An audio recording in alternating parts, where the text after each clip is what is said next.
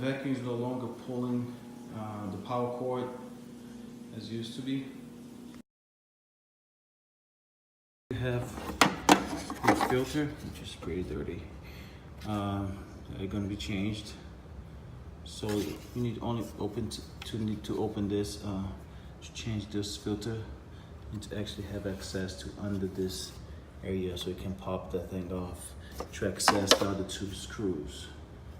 Okay. Open one thing they want to clean as well is this filter right here. You know, just pull it off. It's usually pretty dirty. As you open it, you're gonna see two main screws, one here and one over there. I already have removed the bag, so it can be easier to see. So there's the two, and there's two more under this. I'll show you in a minute how to remove this. It's pretty dirty, but now you have to remove this, and the easiest way of doing it is actually popping it off with a screw here in the back, taking off this little, you know, just like that, just pop off like that, and it comes off.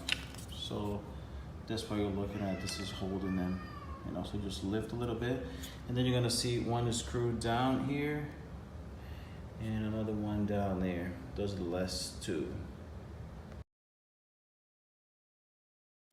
And then you have access to the pulley.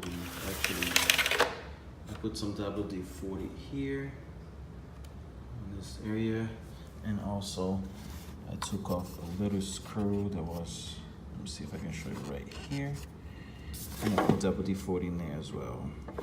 So it was stuck, and now it's moving pretty decent.